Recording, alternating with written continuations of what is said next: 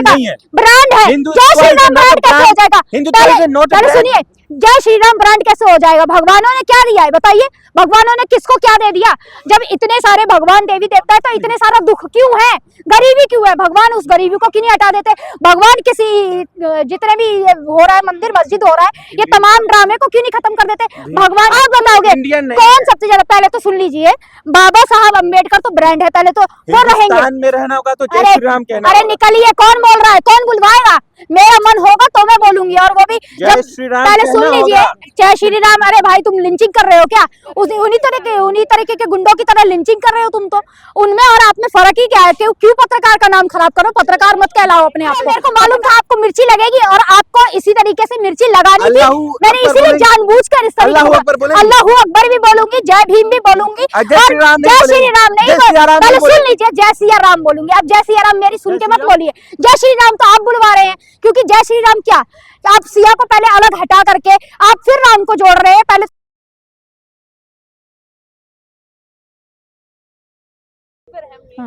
देखिए, आज ही मायावती ने कहा था कि पूरा देश में देशव्यापी आंदोलन का आगाज हुआ। दरअसल धरातल पे ये बात दिखी, लेकिन पूजा जी इस वक्त हमारे साथ मौजूद है। उतना सक्सेस नहीं हो पाया जितना आप कह रही थी कि पूरा देश जो है नीला हो जाएगा अंबेडकर के अपमान पे।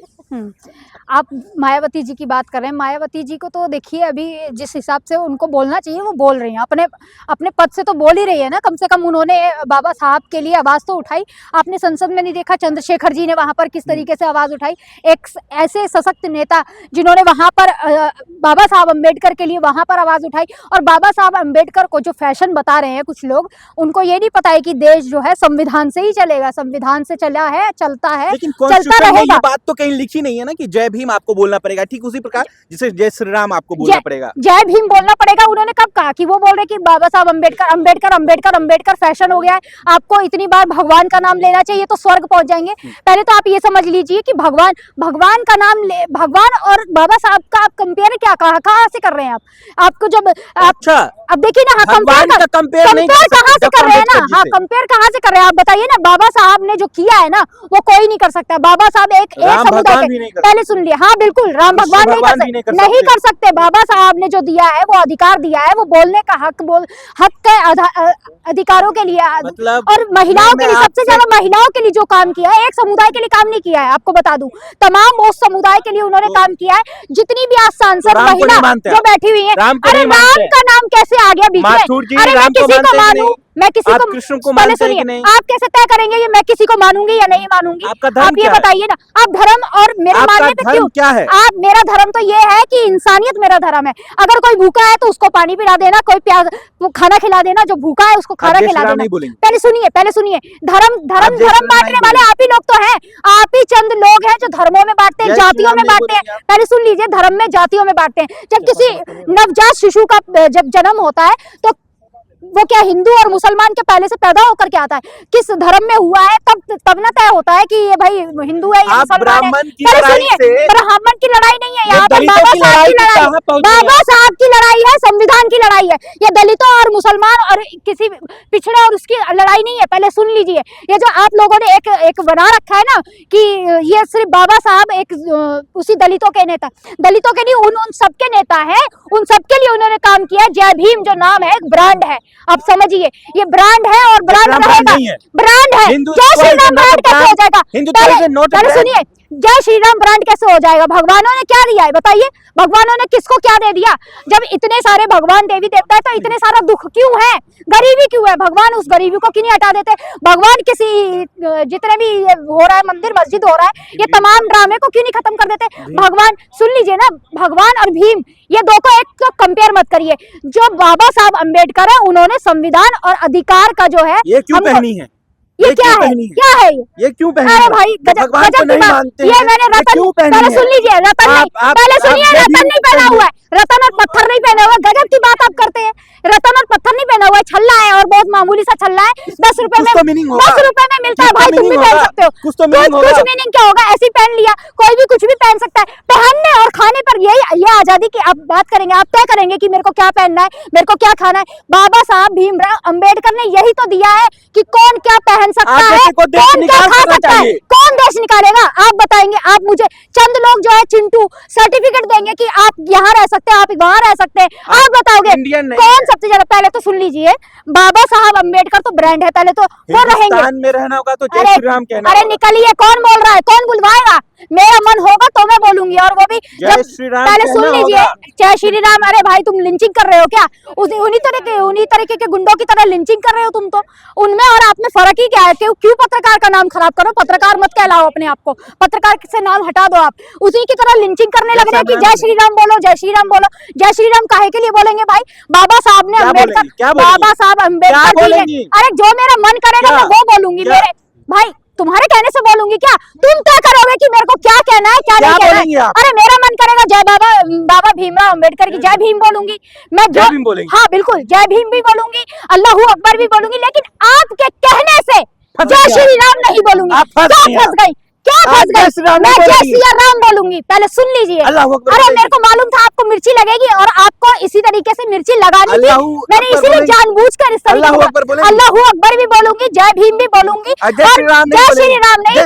पहले सुन लीजिए, जय श्री राम बोलूंगी। अब जय श्री राम मेरी सुन के मत बोलिए, जय श्री राम तो आप बुलवा रहे हैं, क्योंकि जय श्री राम क्या, आप सिया को पहले अलग हटा करके आप फिर राम को जोड़ रहे हैं। पहले तो आप लोगों ने स्त्री को इसी तरीके से तो जो है भीतर कर दिया, कितनी स्त्रियों के अधिकारों को आपने किस तरीके से कर दिया। आपने माफी नहीं मांगी, पहले सुनिए, अमित शाह जी को माफी तो मांगनी पड़ेगी। देखिए आप ये माफी तो मांगनी पड़ेगी, क्योंकि पूरी जब भारत जब नीला हो रहा है ना, तो आपको आप खुद देखिए किस तरीके से, अरे गजब की बात करते हैं ये, देखिए ना पूरी, मैं भारत की बात कर रही हूँ कि नीला होगा। जय भीम का जो है नीली, जो जिस तरीके से संसद में राहुल गांधी जी लाल किताब लेकर के खड़े हुए, उसी तरीके से संसद में पूरा नीला नीला नीला। पहले सुन लीजिए, समाज में क्यों आग लगा रही हैं? क्या कौन आग लगा रहा है? आग तो वो लोग लगा रहे हैं जो चंद लोग बैठे हुए हैं कुर्सियों पे कब्जा करके बैठे हुए हैं, और चंद लोग जो लोगों को बांटने का धर्म और जातियों में काम कर रहे हैं, वो लोग आग लगा रहे हैं इस देश में। ये देश, मेरी बात सुनिए, ये देश बड़ी शांति से